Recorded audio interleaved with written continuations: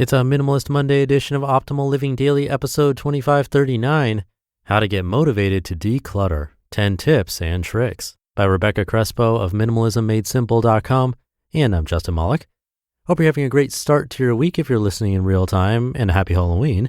This is where I read to you from some of the best blogs I can find and get permission from. So with that, let's get right to today's Minimalist Monday post and start optimizing your life. How to Get Motivated to Declutter, 10 Tips and Tricks, by Rebecca Crespo of minimalismmadesimple.com. Decluttering your home can be a daunting task. It feels like there are never enough hours in the day to get it done, and when you finally do make time for it, you just don't feel motivated. I get this feeling as I've been there myself, but decluttering doesn't have to be a drag. In fact, it can be quite therapeutic and rewarding once you get started. It's so worth it when you declutter your home and see and feel the difference. In this blog post, I'm sharing my top tips and tricks for how to get motivated to declutter. I hope these tips help you as much as they've helped me. Number 1, set some small goals. When it comes to decluttering, setting a goal can be helpful in getting started and staying motivated. What do you hope to achieve by decluttering? Maybe you want to declutter your entire house, or maybe you just want to focus on one room at a time. Whatever your goal is, write it down and keep it somewhere visible as a reminder. Some decluttering goals could be to declutter your entire house, to declutter one room at a time, to focus on decluttering specific items such as clothes, shoes, or makeup, to get rid of anything you haven't used in the past year, to donate items to charity, or to sell items you no longer need. Number 2, make a plan and add tasks. After you've set your decluttering goal, it's time to make a plan. This will help you figure out what decluttering tasks need to be done and when you'll do them. Again, this doesn't have to be complicated. Simply sit down and write out a list of all the decluttering tasks you need to do. Then you can add these tasks to your calendar or planner so you can start decluttering.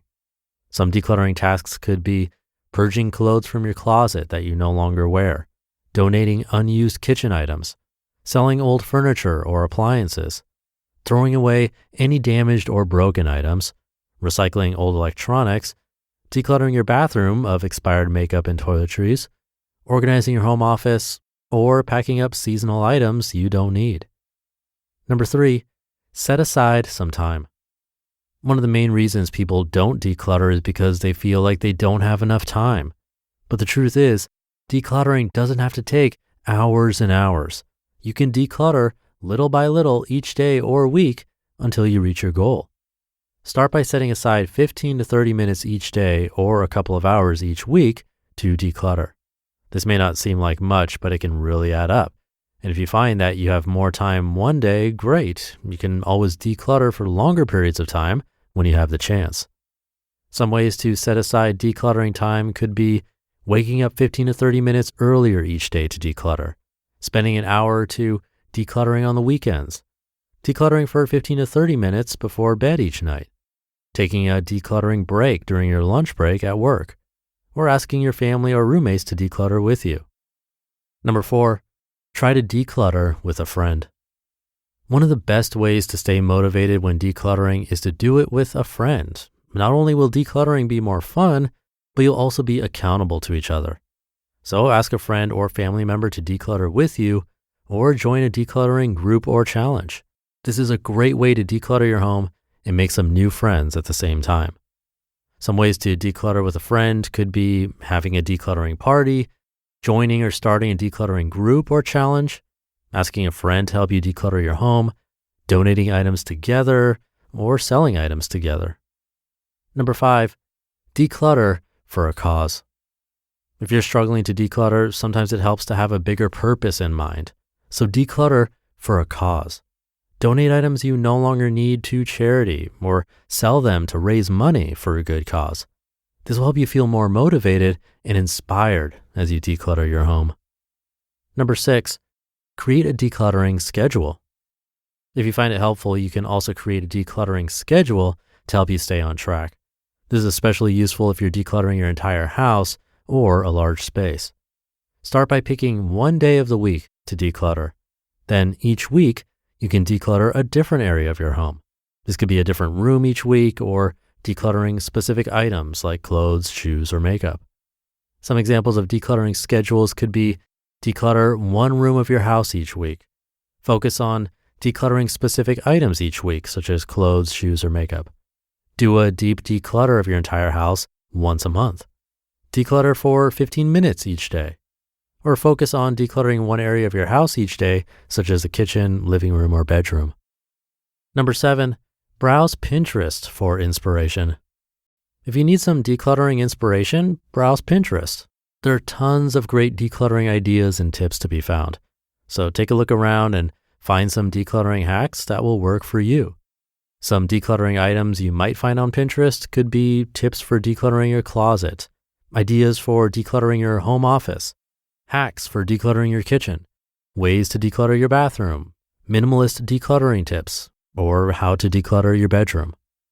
Number 8, read decluttering books or blogs.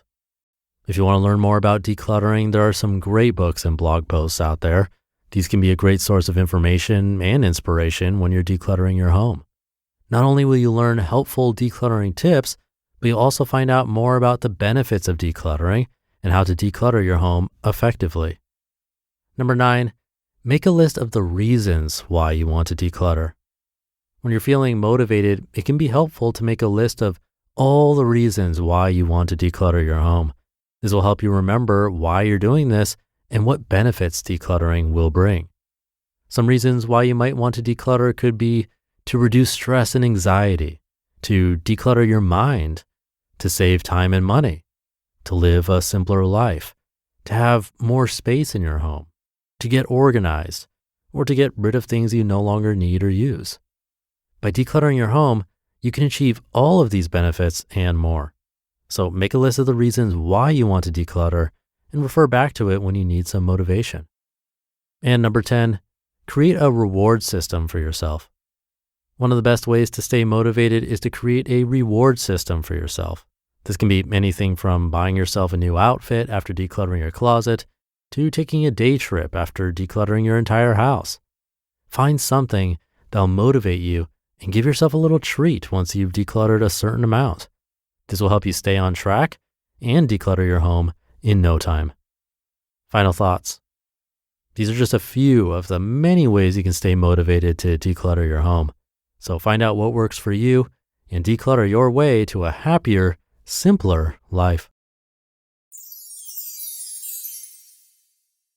You just listened to the post titled, How to Get Motivated to Declutter, 10 Tips and Tricks by Rebecca Crespo of minimalismmadesimple.com.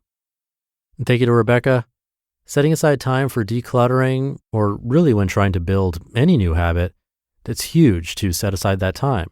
For me, I do my exercises before my nightly shower. It's almost a rule. I don't follow it 100%, but that's normal and okay. For me, as long as I'm doing it most of the time, it's a win. But if you're not able to tack it onto something else like that, or something doesn't come up naturally for you to remember and want to do this new habit, like decluttering, then actually scheduling it into your calendar can work wonders. Rebecca mentioned setting aside 15 to 30 minutes a day or a couple of hours each week. But what I think really takes it to the next level is putting that into whatever system you use for remembering appointments and other activities. If you write it down and actually pencil it in, I'm sure there's a way higher chance of it really happening. And of course, there are a bunch of other things here to try, so see what works for you. I hope your week is starting off as well as possible and the month ending as well as possible. Have a great rest of your day, a safe and happy Halloween, and I'll be back tomorrow reading to you where your optimal life awaits.